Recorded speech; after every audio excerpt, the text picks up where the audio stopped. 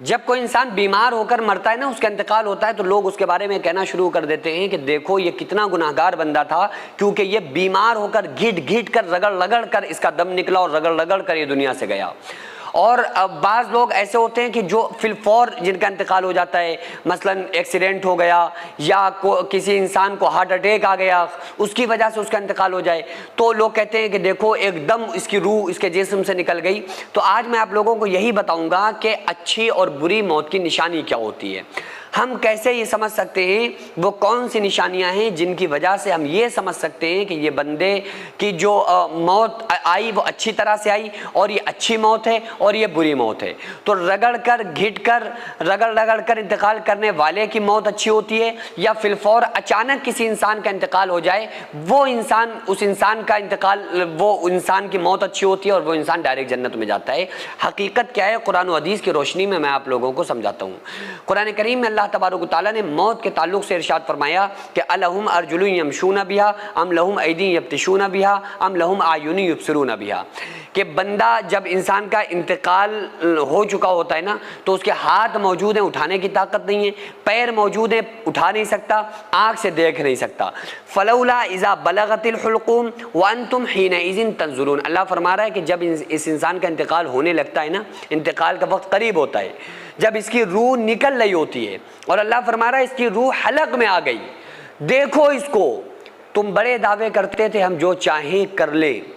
لیکن اب ہم اس تمہارے عزیز و اقارب کی روح کو نکلوا رہے ہیں، ہمت ہے تو روک کر دکھاؤ۔ اللہ فرما رہا ہے کہ ہم اس مرنے والے سے تم سے بھی زیادہ اس کے قریب ہوتے ہیں، لیکن تمہیں نظر نہیں آتے ہیں، تم مجھے نہیں دیکھ سکتے، لیکن میں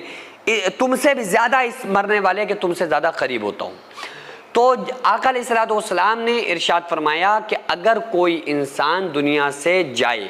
اور وہ بیمار ہو جائے اور مومن بندہ ہو، آقا علیہ الصلوۃ والسلام نے ارشاد فرمایا کہ مومن بندہ اگر بخار میں بھی اگر کسی کا انتقال ہو جائے نا، تو اس کو شہادت کا درجہ ملتا ہے۔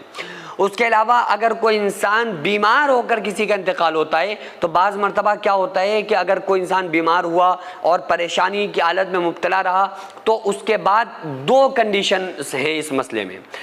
کچھ لوگ ایسے ہوتے ہیں کہ اگر وہ بیمار ہو کر انتقال کر جائیں تو آپ سمجھ لیں کہ یہ لوگ ان کے گناہوں کا نتیجہ ہے، اور کچھ ایسے لوگ ہیں کہ وہ اگر بیمار ہو کر انتقال کر جائیں تو آپ سمجھ لیں کہ یہ اس کے لیے اچھی بات ہے اور یہ اچھی موت کی نشانی ہے۔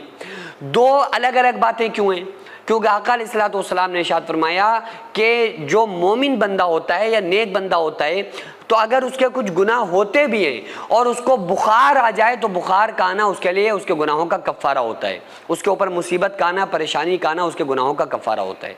اب مصیبتیں اور پریشانیاں آتی کیوں ہیں، اس کی بھی آپ وجہ سمجھ لیں۔ حدیث قدسی میں اللہ تعالیٰ نے فرمایا کہ اے میرے بندوں، اگر تم سیدھے راستے پر چلتے رہو تو ہم تمہیں تکلیف دے کر کیا کریں گے، لہٰذا جو بھی تکلیفیں تمہارے اوپر آ رہی ہیں، جو مصیبتیں آ رہی ہیں، جو بھی پریشانیاں آ رہی ہیں، وہ خود تمہارے ہاتھوں کی کمائی ہوئی ہیں، لہٰذا اگر تم سیدھے راستے پر چلتے رہے تو ہم تمہیں تکلیف دے کر کیا کریں گے۔ تو اللہ تو فرما رہا ہے کہ اگر تم سیدھے راستے پر چلتے رہو تو ہم تمہیں تکلیف نہیں دیں گے، لہٰذا جو تکلیف تمہیں آ رہی ہے وہ تمہارے ہاتھوں کی کمائی ہوئی ہے۔ اب یہاں پر دو آپشن ہیں، اگر کوئی گناہگار بندہ، فاسق، فاجر اور اللہ کا باغی اور دین اسلام کا سے متنفر بندہ، جس کا اسلام سے کوئی تعلق نہیں، وہ بیمار ہو کر اور مصیبت میں گرفتار ہو کر اگر اس کا انتقال ہو جائے نا، تو وہ عام طور سے اس کے گناہوں کا کفارہ نہیں ہوتا ہے، بلکہ اس کے گناہوں کا نتیجہ ہوتا ہے، گناہوں کا سبب ہوتا ہے، گناہوں کی وجہ سے ہی اس کے اوپر وہ مصیبتیں آتی ہیں جو بندے کو دنیا میں ہی محسوس ہونا شروع ہو جاتی ہیں۔ اور اگر کوئی بندہ نیک ہوتا ہے، وہ مومن ہوتا ہے، نماز روزے کا پابند ہوتا ہے، اس کے اوپر تکلیفیں آ رہی ہیں، انتقال سے پہلے وہ بیمار ہو گیا، تو یہ اگر اس کے کچھ گناہ ہوں بھی تو یہ اس کے گناہوں کا کفارہ ہوتی ہیں مصیبتیں، پریشانیاں، اور اگر اس کے کوئی گناہ نہیں ہوتے تو یہ بیماریاں اور مصیبتیں اس کے درجات کو بلند کر دیتی ہیں۔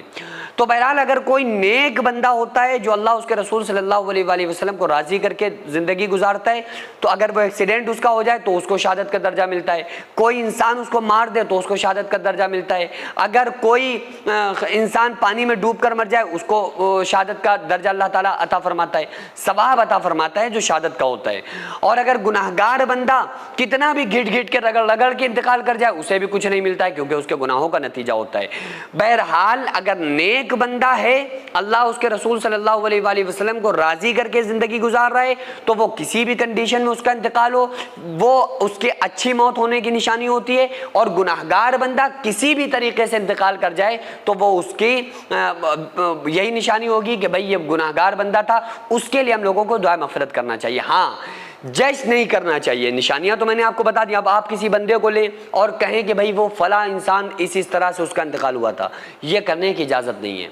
آقا علیہ السلام نے ارشاد فرمایا اپنے مردوں کی, جو لوگ انتقال کر جائیں ان کی اچھائیاں بیان کرو, برائیاں بیان کرنے کی ان کی بھی اجازت نہیں ہے. سینکڑوں ایسے غریب پریوار جو فاقہ کر کے زندگی گزار رہے ہیں, اور بہت سے ایسے مجبور لوگ جو غربت کی وجہ سے بیماریوں سے جوجھ رہے ہیں اور ان کے پاس علاج کرانے کے لیے بھی پیسے نہیں ہیں, تو ان غریب فیملیز کو ہر مہینے ہماری سوسائٹی راشن دیتی ہے اور ان غریبوں کا فری میں علاج کراتی ہے. تو آپ لوگ ہمارے ساتھ مل کر ان بیوہ عورتوں اور یتیم بچوں کا سہارا ضرور بنیں اور ان کے راشن اور دوا علاج کے لیے زیادہ سے زیادہ تعاون کریں, اور یہ ارادہ کریں کہ غریب کے بچوں کو انشاءاللہ بھوکا نہیں سونے دیں گے. اور ہر ہفتے ہر مہینے آپ لوگوں سے جو بھی ہو سکے آپ تعاون ضرور کریں. ان کو 10-10 سال سے جو لوگ بستر پر پڑے ہوئے ہیں انشاءاللہ تعالی ہم سب مل کر ان غریبوں کا علاج بھی کرائیں گے, اور ہر مہینے انشاءاللہ تعالی ان غریبوں کو ہم راشن پہنچائیں گے. یہ سوسائٹی کا اکاؤنٹ نمبر ہے اور یہ اسکینر ہے. آپ لوگ اس اکاؤنٹ پر یا اس اسکینر کے ذریعے آپ غریب فیملیز کی ہیلپ کر سکتے ہیں.